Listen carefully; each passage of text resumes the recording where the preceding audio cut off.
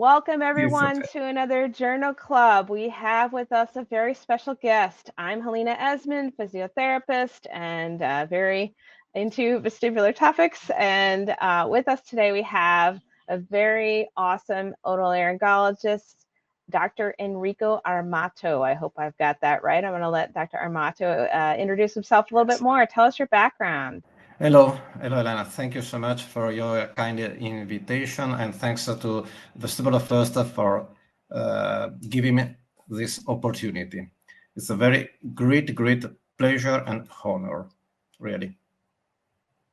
The topic of today is about the vestibular atelectasis, a diagnosis very not so frequent and also tricky. This is our paper. This is the theme. It is published this year, some years ago, and it is a 20-page paper. So I try to summarize it. This is the outline of my speech. There is an introduction. Then I will present two clinical cases, then a discussion, and last but not least, conclusion. We start with the introduction. Vestibular atelectasis is a rare entity, first described in 1988 by Merchant and Schucknet in histological studies of the temporal bones. This is the starting of the history. It is referred to as the collapse of the membranous labyrinth, in particular to the ampullae of the semicircular canals and the utricule. It has the superior labyrinth, resulting in an array of vestibular symptoms and signs. The author distinguished two different clinical entities of vestibular atelectasis: a primary type with an insidious or paradoxal onset, and a secondary type considered as the histopathological result of other vestibular disorders. The clinical presentation could vary between a rapid onset of vestibular symptoms similar to vestibular neuritis, with neither cochlear nor neurological symptoms, followed by chronic disequilibrium and a more insidious onset, leading to chronic unsteadiness. So there are at least two possibilities in presenting. But in 2014, Wenzel first proposed the association between a complete bilateral vestibular areflexia associated with sound and or pressure-induced vertigo unsteadiness. It has the Tullio phenomenon and Henneberg sign, respectively.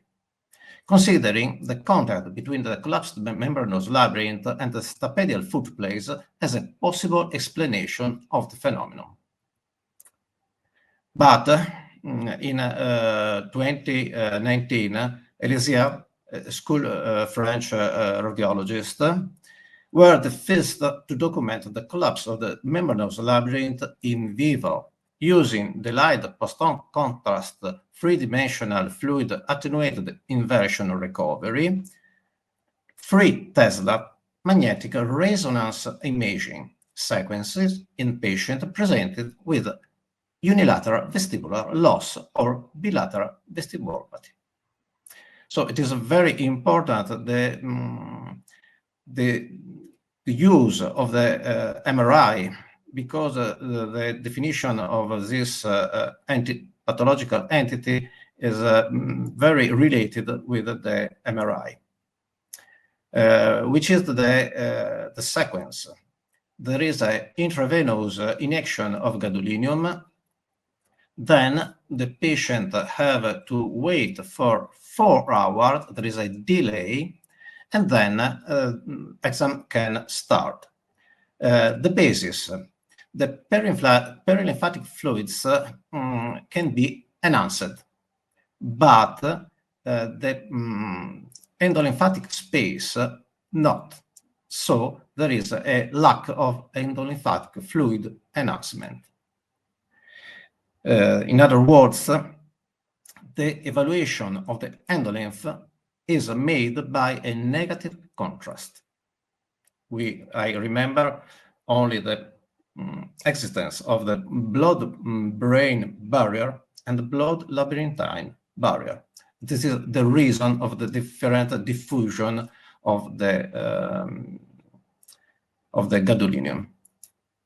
So, which is the difference between a total or partial endolymphatic space collapse. The presence of the following structure was verified on the MRI sequence. The cycle appears as an area of low signal. It is located on the medial and anterior wall on the vestibular underneath the level of the lateral semicircular canal.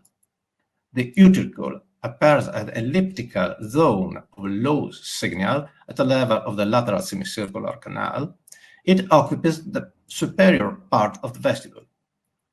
The membranous ampulla can be detected for each canal.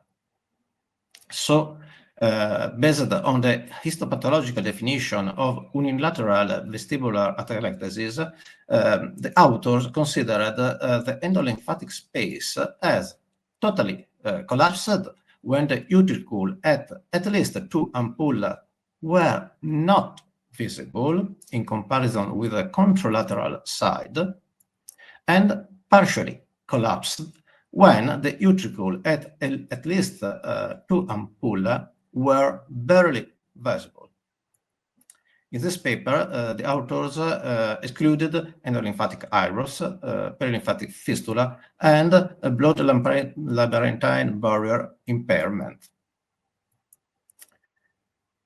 Some images can help. There is an axial three-dimensional fluid attenuated inversion recovered 3D FLAIR imaging of the level of the utricle. There is a white arrow, and the lateral ampulla, dotted arrow, showed a right collapsed utricle involving also the lateral ampulla in comparison with the left side, where endolymphatic structure appeared completely normal. Another example, at the level of the sacule, gray arrow, and the posterior ampulla, gray dotted arrow, showed a right collapsed posterior ampulla in comparison to the left side. The sacule appeared normal on both sides. In other words, we can see in this slide on the left side a normal endolymphatic space and labyrinthine, with endolymph is in blue and the perilymph in yellow. In the middle, the typical situation of endolymphatic eye drops with an increased volume, and on the right side, the typical situation of vestibular atelectasis, where the endolymphatic space are strongly reduced. So this is an introduction, but now we need to apply some concept to clinical cases. We start with the first one. It is a female, 49 years old, lasting history of right side Meniere disease, addressed to our hospital for recurrence of vertigo after 8 years of quiescence. She reported arterial hypertension, while neither migraine nor history of head trauma or barotrauma was reported. At the onset of Meniere disease, she initially experienced right fluctuant, low-tone sensorineural hearing loss and tinnitus, sporadic vertigo spells, and slight dizziness. So, an early instrumental assessment, pure tone audiometry with the slight low frequency sensorineural hearing loss on the right side, you can well see on the diagram.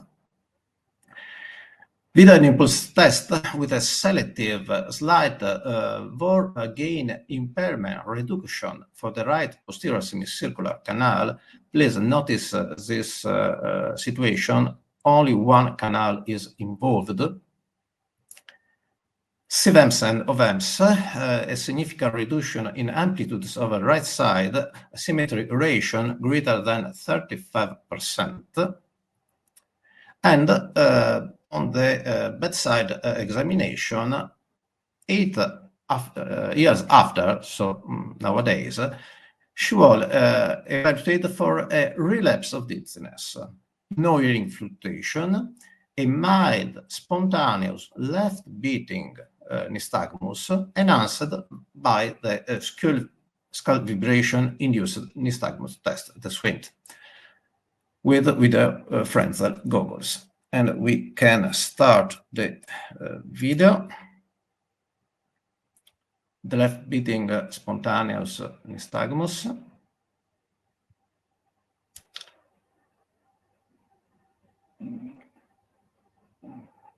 And then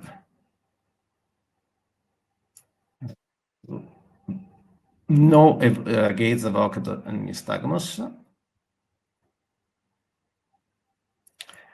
Enhancement of the spontaneous by the vibrator, 100 Hertz vibrator, bone vibrator. No positional nystagmus.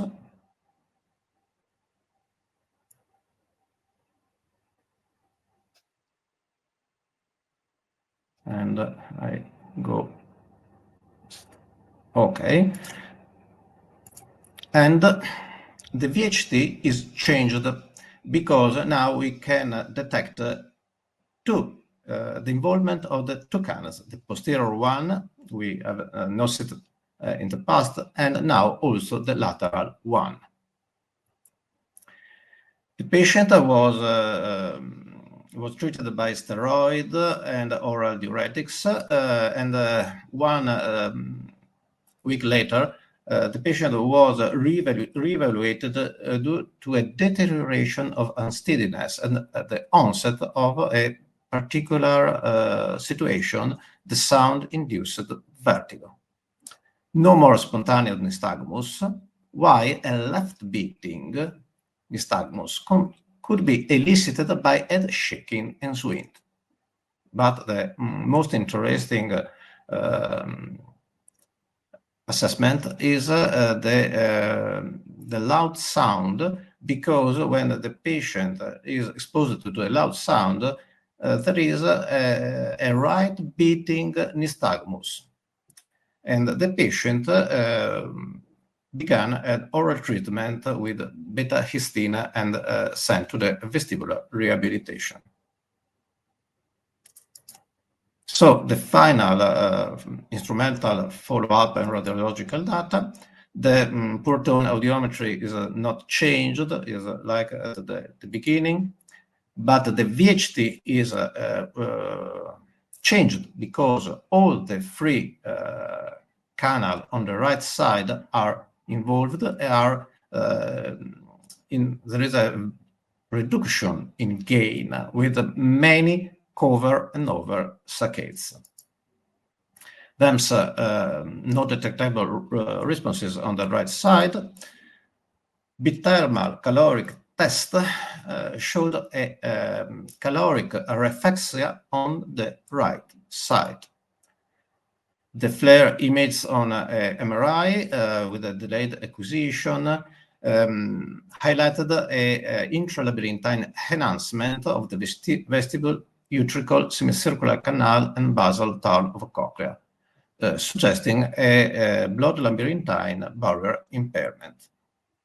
So we can give the final diagnosis of right vestibular atelectasis in a patient with previous right endolymphatic eye drops.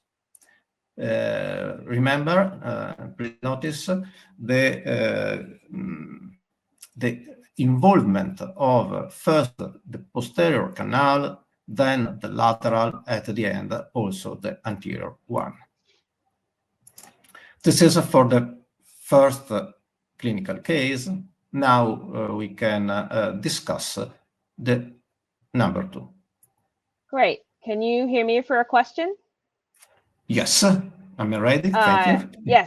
Yes. My question is, so that first patient, we could not have known that this was the atelectasis without the MRI element. Is that correct? Yeah.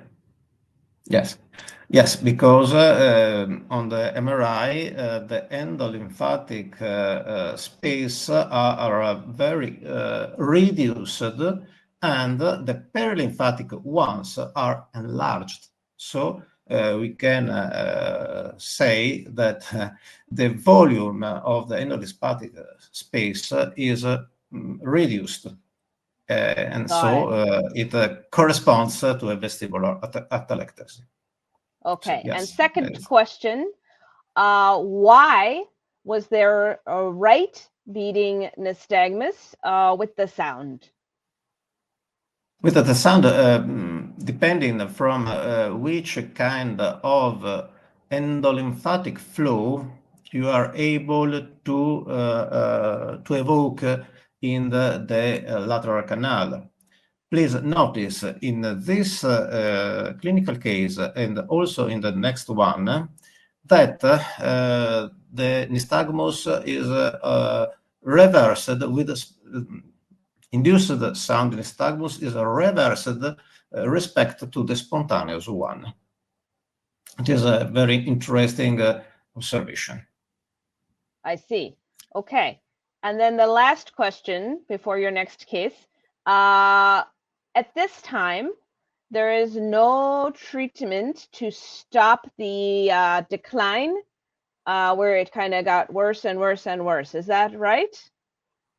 No pharmacological treatment, no specific drugs, but actually the vestibular rehabilitation is the main support for this kind of patients.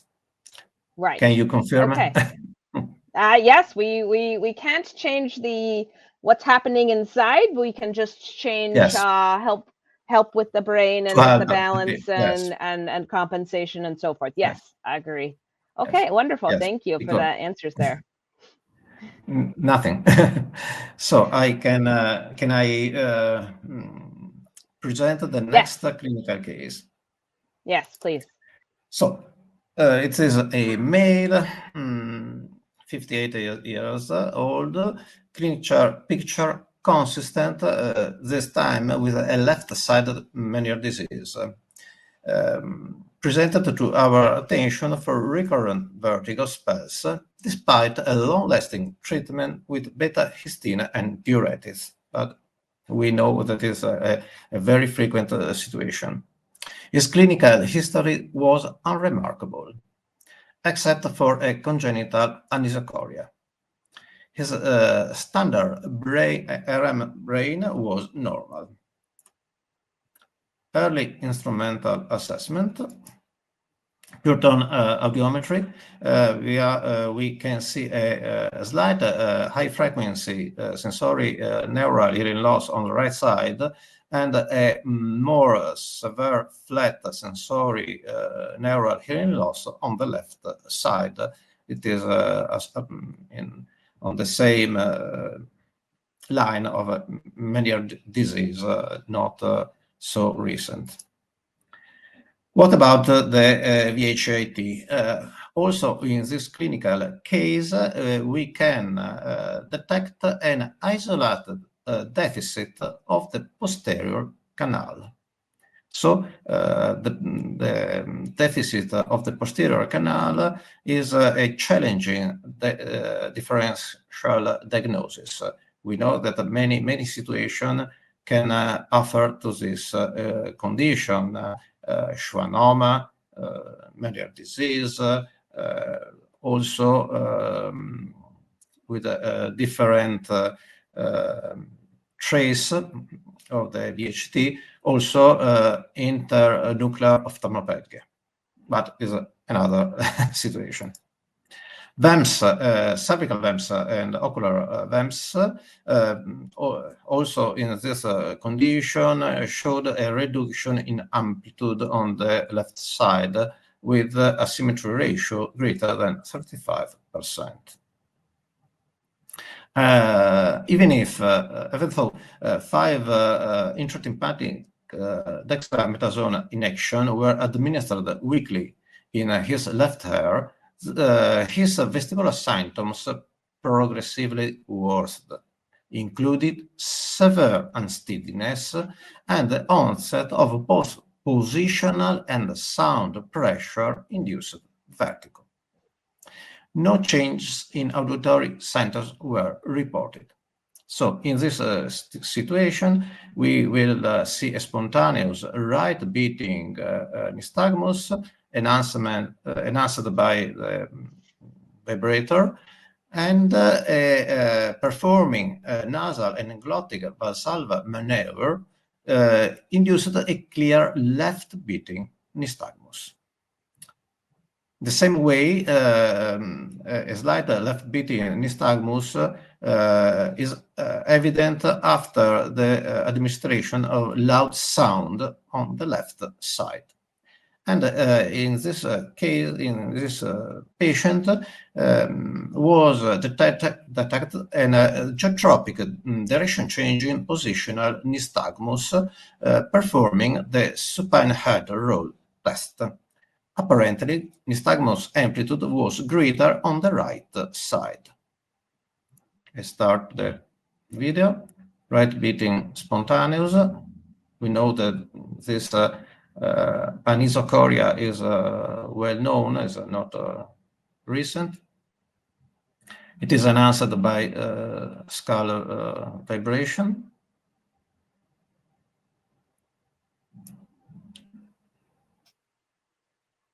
So you can see clearly. There is a glottic and a nasal valsalva maneuver, and the nystagmus, the vocal nystagmus, is reversed.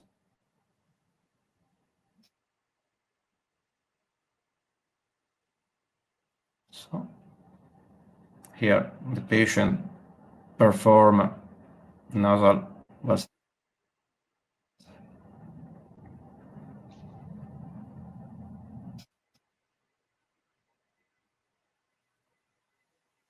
So the presence of direction-changing geotropic nystagmus at the supine head roll test. Here's the head is on the right, so is obviously a right beating nystagmus.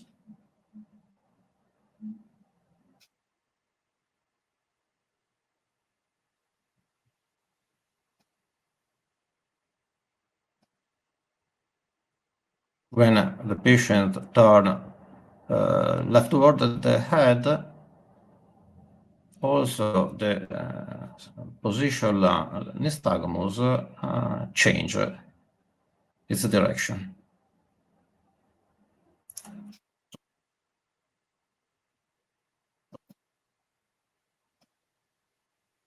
What about the VHAT? Reduced gain values for the left semicircular canal, and also a slight hip function for the contralateral posterior canals. So you can see a total involvement of the 3 semicircular canals.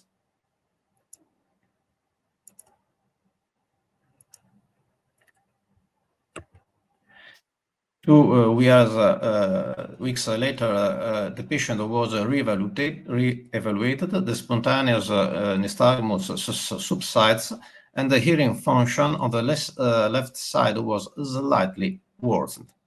And also this patient was sent to vestibular rehabilitation. So we can take a look of the final instrumental follow-up and radiological data. This is the pure tone audiometry. We have seen a severe reduction of the Vor gain for all the left semicircular canal, a slight impairment for contralesional vertical semicircular canals. The VAMS, no detectable responses on the left side. And on a bithermal caloric test, we can detect a caloric areflexia on the left side. With the brain MRI, we detect a highlighting of a small labyrinthine schwannoma on the left side, and the FLIR images delayed acquisition, the sequence from the lower to the upper part of the inner ear, highlighting an intralabyrinthine enhancement, the yellow arrow, involving all the portion of the perilymphatic space on the left side. So endolymphatic space are collapsed. So the final diagnosis is left vestibular atelectasis in patient affected by left endolymphatic eye drops and intralabyrinthine schwannoma. So all right, you know I've got questions. It is time. Yes. Okay, so many questions. Let's see. First question is, did this patient have, because I mentioned Meniere's disease on one of the first slides of this case. They had Meniere's and schwannoma, both? Yes, an intralabyrinthine schwannoma, so not on the nerve, but very close to the cochlea. Okay. Yes, not is that unusual? Classic, yes, is not frequent pathological situation, but in literature there are many papers about this condition, the intralabyrinthine schwannoma, different from the pontocerebellar angle tumors. Okay, and would that get intervention for that piece, or is that monitor it, watch it? Mainly are monitored, and if they grow, there is a surgical approach. I see. Okay. Second question. Yes. Explain why they had geotropic nystagmus on the positional test, which many of my colleagues would probably say, oh, I should treat this for horizontal canal lithiasis, BPPV, and then would be disappointed when it would not change. Is a different, very good question, but please wait some for discussion, because in the discussion I can explain in a very precise way. Because I look forward to that. Yes, I need some support for being very clear. It is a interesting question, and the answer is needed. Yes, sure. Yes. I think what happens is I think many clinicians, they understand the most common patterns. So for example, they say, oh, there's damage on one side, the eyes will beat, to the good side, the non-damaged side, and then, something like, oh, there was sound and now that's the other direction. Oh, is it the brain, right? They confuse things that could be central, right? Something, a brain tumor or a stroke, with these kind of unique peripheral issues, right? Yeah. Yes. But there is an explanation for the positional nystagmus very linked to the vestibular the pathogenesis of vestibular atelectasia. So I see. please, I will explain it in a while. Excellent. Thank you so much. Can I go to the discussion? Perfect. Please. Thank you so much.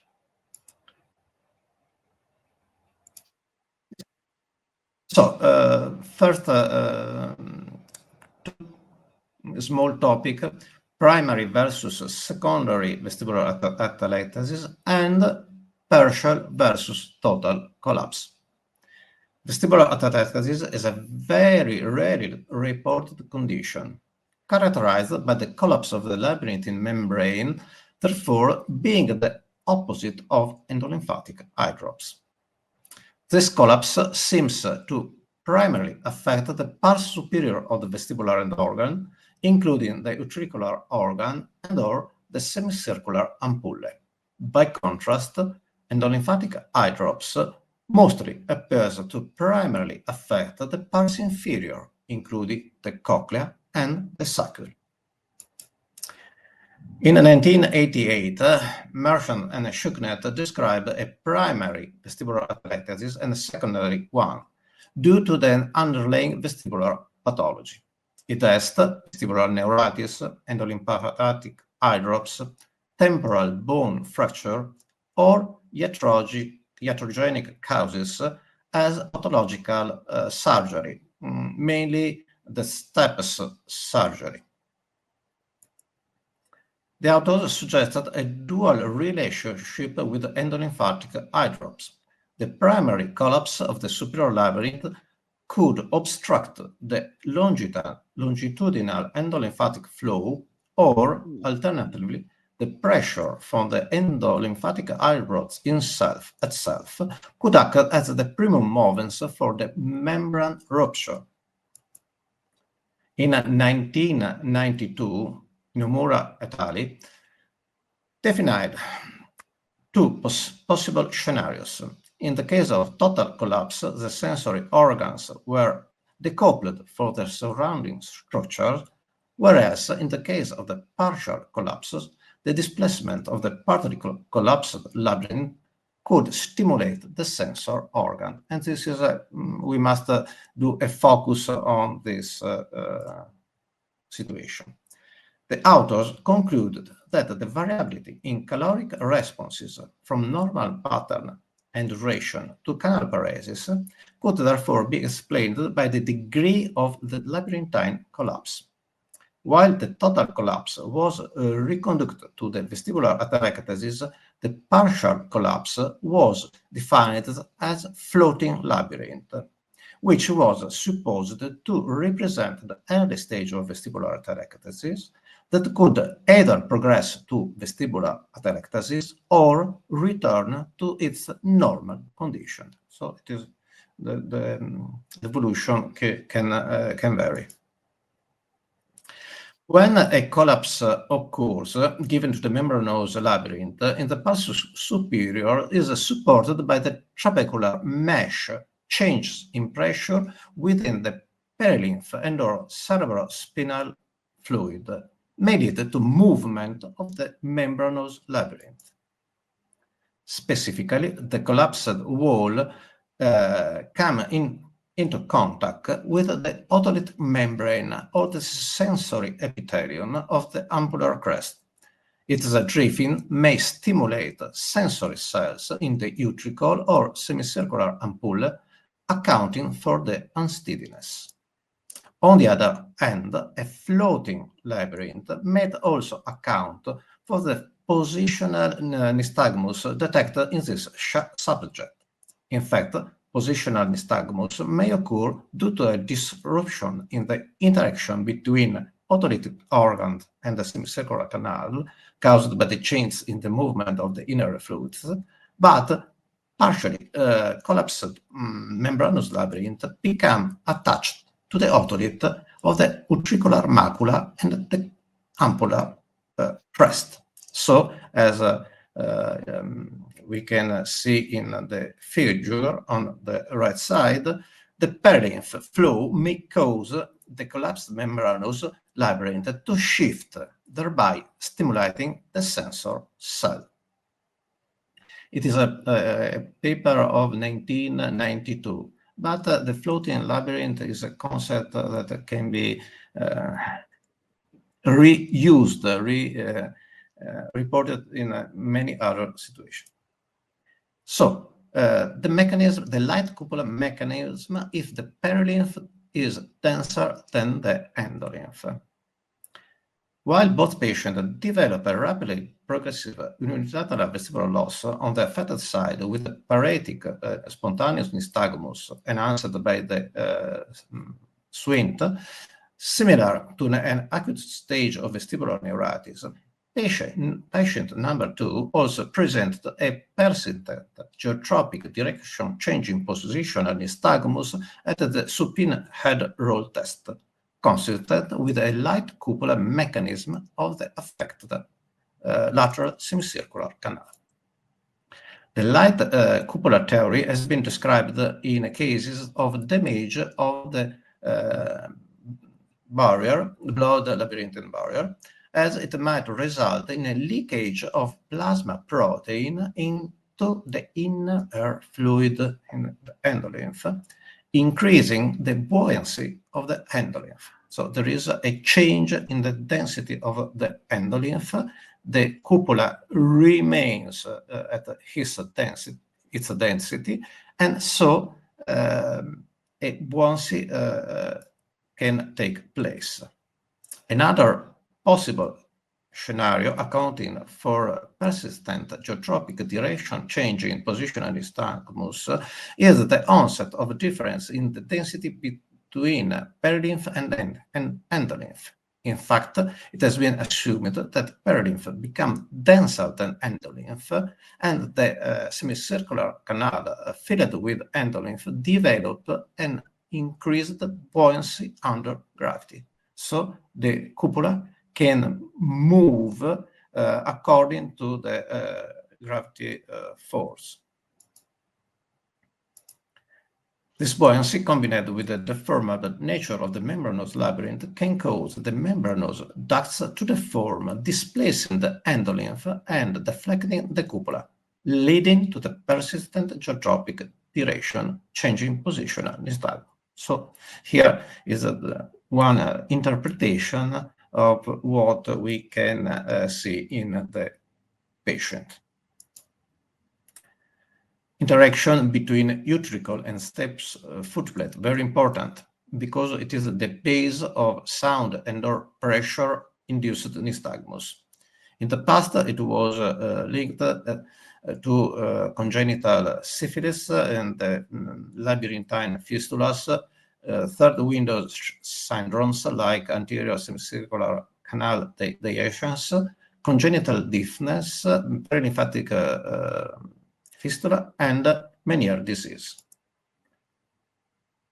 Which is the problem? The problem is our fibrous adhesion in the inner ear suggests a potential link between the Turia phenomenon and her Henneberg sign and endolymphatic hydrops, where the distension of the labyrinth make contact with the step footplate. And here a figure to remember the anatomical condition. But also the collapsed utricle would move closer to the stapedial footplate, make it mechanically excitable by sound or intense auditory stimulus.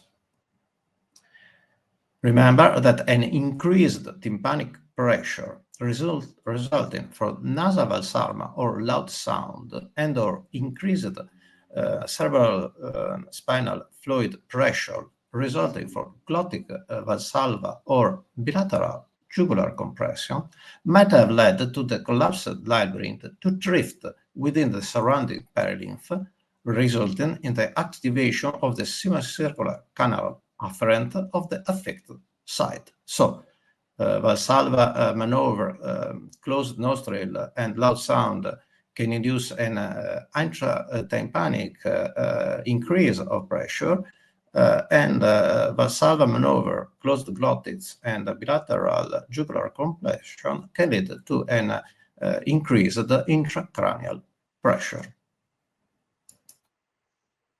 Remember that this collapsed membranous labyrinth can act as a plug, allowing a partial response to high-frequency stimuli while completely blocking low-frequency responses. We have seen that there is a opposition between the clinical evaluation and instrumental evaluation. Nystagmus, remember, is always related to a cupular displacement and is encoded by the type 2 hair cells and regular canal afferents. And this is the typical situation of nystagmus created by a difference in the activity from one side respect to the other. In vestibular atelectasis, this apparently contradictory finding may be explained by a possible pseudo-areflexia of ampullary hair cell that encode angular acceleration due to a partial collapse of the membranous labyrinth. The presence of detectable sound pressure-induced nystagmus and similarly positional nystagmus, despite semicircular canal impairment on VHT and caloric thermocaloric test, indicates that at least type 2 hair cells and regular canal afferent are functionally spared in some way and can be activated by strong stimuli like sound, loud sound, and pressure changes, while they cannot be stimulated by endolymphatic convective fluid nor by fluid expansion resulting from caloric irrigation. The presence of a paretic spontaneous nystagmus, together with a complete semicircular impairment on VHT and VEMS in both patients, implies that a certain degree of labyrinth loss has occurred, obviously. But one might hypothesize a functional dissociation between hair cell encoding high damaged and low frequency spared inputs. So in the vestibular bandwidth, we can detect a loss of function at very low or very high frequency, but it is spared some function in the middle, a band pass profile. The vestibular atelectasis pathophysiological mechanism. We know that we can distinguish primary or idiopathic forms of vestibular atelectasis, and secondary ones are linked to pre-existing vestibulopathies, and we have just cited endolymphatic eye drops, perilymphatic fistula, and blood barrier, labyrinthine barrier dysfunction. And among the hypotheses, we can cite several pathologic mechanisms. One is suggested by a mutation in KCNQ1 key CNE1 receptor, which is expressed by dark cell, could lead to a vestibular collapse. Since the saccule does not contain dark cell, it would remain unaffected by this process. Additional mechanisms were proposed, including defective bust valve, which should lead to a decreased pressure in the endolymphatic compartment and subsequent atelectasis, alteration in membrane ion transport of dark cells, and dysfunction in the vasopressin-aquaporin system. But we have to underline a specific pattern of progression for semicircular canal impairment. Both cases reported the patient presenting with a rapid onset of unsteadiness, paretic spontaneous nystagmus, impaired VHT gains on the lesioned side, and MRI signs of impairment of the blood labyrinthine barrier. This clinical radiological scenario, which could be theoretically consistent with a vestibular neuritis labyrinthitis, is likely the first stage of a secondary vestibular atelectasis. Both patients had a history consistent with previous ipsilateral inner lesion and Meniere disease or intralabyrinthine schwannoma, and developed a specific pattern of progression of semicircular canal impairment. At the beginning, the ipsilateral posterior, and then the lateral, and finally the anterior one. So the posterior canal represents the most affected semicircular canal, and the anterior one is the most frequently spared structure, opposite to the vestibular neuritis, where anterior and lateral canal, semicircular canal, represent the most commonly affected semicircular canal. So this ascending lesion pattern could be related with age-related vestibulopathy. Or gain reduction for the vertical semicircular canal on healthy side that could detect at VHT in the second patient, remember, could be linked to and explained either with a loss of a peripheral push-pull mechanism coming from the functional coupled contralateral vertical canals, which were severely impaired, or with a central compensation mechanism due to a cerebellar clamping. This is hypothesis. Both patients develop sun pressure-induced vertigo, despite unilateral vestibular loss consistent with vestibular atelectasis, which represent a sign that has never been described in vestibular neuritis.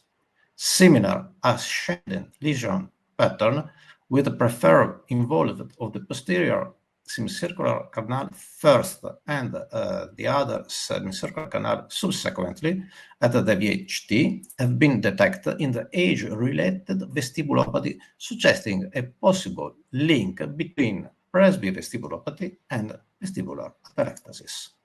In both cases, reported the most likely pathomechanism for the rapid progressive vestibular impairment and the relative clinical instrumental scenario could be a vestibular atelectasis secondary to the endolymphatic eye drops that finally resulted in a rupture of the endolymphatic membranes. And here, how we can see a early on the left side, early presbyvestibulopathy and a mild presbyvestibulopathy on the right side. So we are at the conclusions.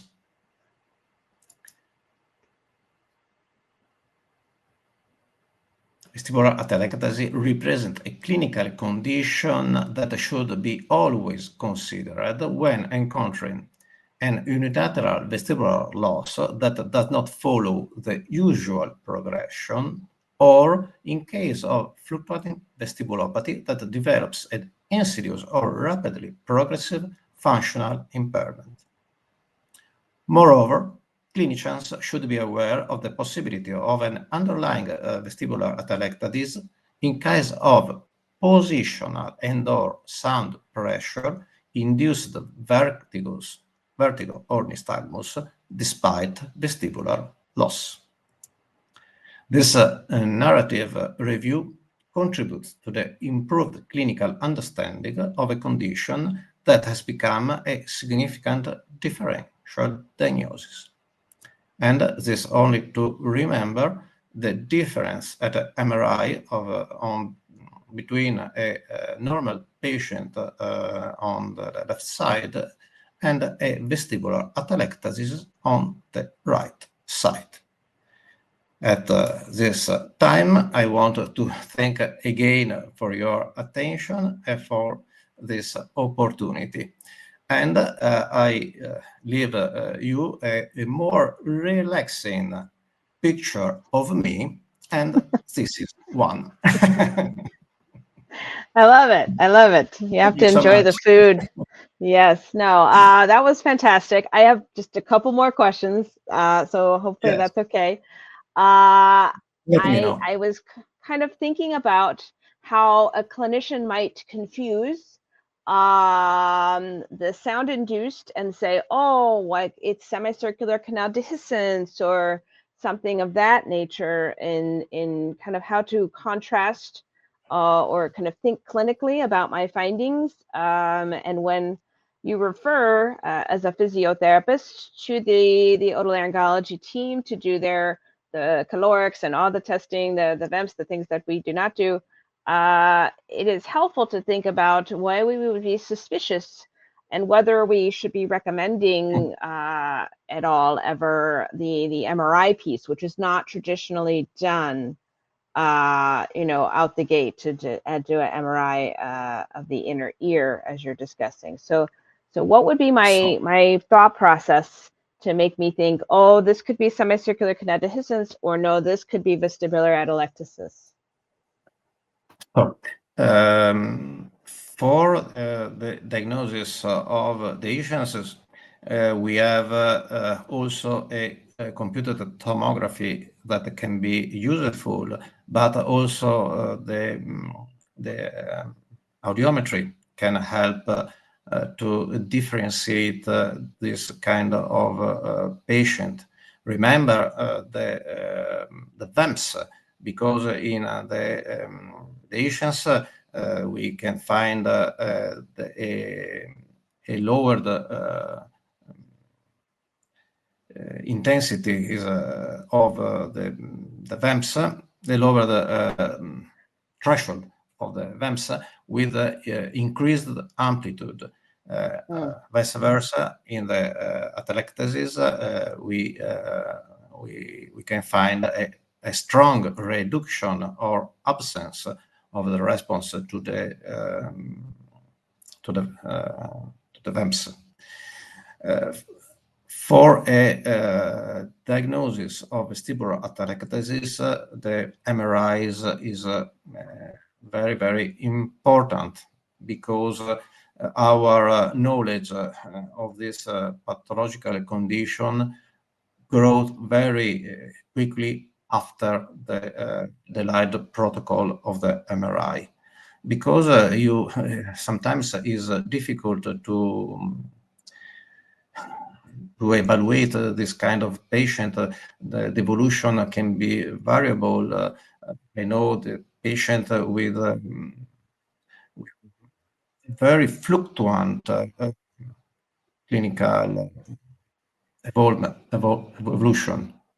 So a patient with a picture of vestibular neurite that repeat is strongly suspicious, because we know that the classic vestibular neuritis can happen one time. Are described some exception, sequential, or but it's a very, very low percentage. So if the patient have a vestibular neurite that repeats itself more time, it's very could be very suspicious for atelectasis, and mainly the response to loud sound or increase in for the intratympanic or intracranial pressure, because is a landmark, not precise, but very important element in the bedside evaluation. All right, great. That's really helpful. So one more question. So I also think about you highlighted the possibility that this pathology presents more often with posterior canal involvement early. And is that also a way that it perhaps differentiates itself from, say, Meniere's disease, or how would you characterize that? Meniere's disease, the pattern of the VHT can change in a very significant way according to the situation of the patient. Acute crisis and between the crises is completely different, of course, but also with the evolution of the patient can change. So out of crisis,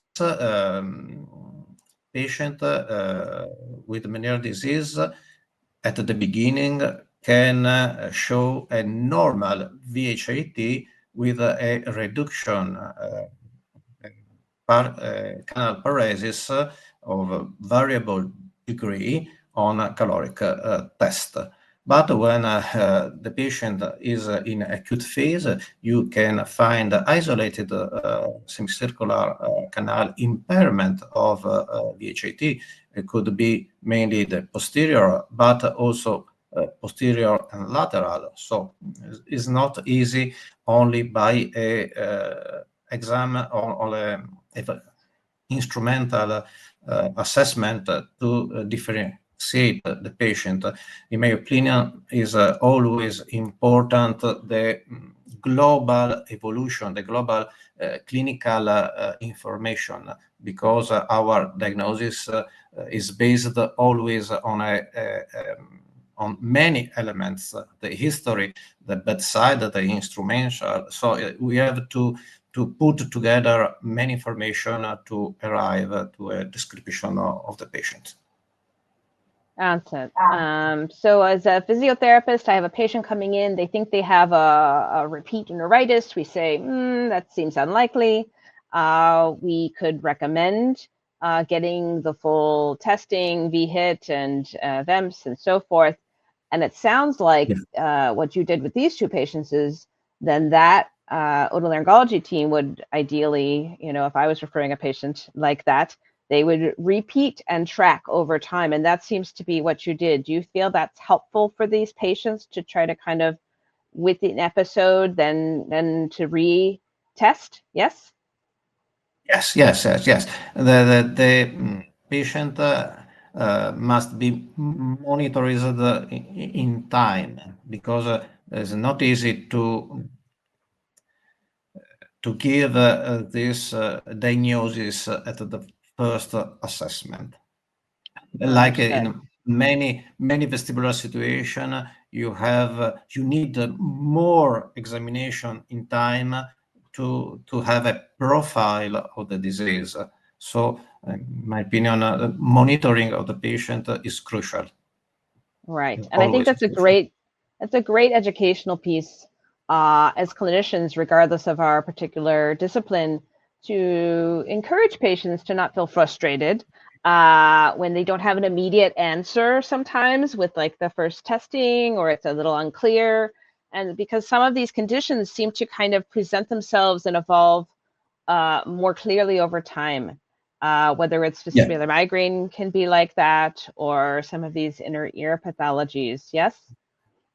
Yes, right. Yes. So we have to follow, to collect many information to arrive at the final diagnosis. We know, for example, Meniere's disease. At the beginning, the patient could have only fullness, is a small fluctuation in hearing, but without a vestibular involvement. Then, with time, the classic clinical picture become complete. So is a challenging changing area of neurology. Is really needs many patients and needs to be evaluated in a very deep way. It's not easy. In my opinion, easy neurology is not consistent. We have to give our maximum effort to the patient for understand him. Is very important. The communication with the patient and the monitoring in time. In my opinion, yes, patient. The typical patient is the patient with endolymphatic eye drops. It's a very difficult patient with the vestibular migraine, and we know very often vestibular migraine and endolymphatic eye drops can come together. So challenging.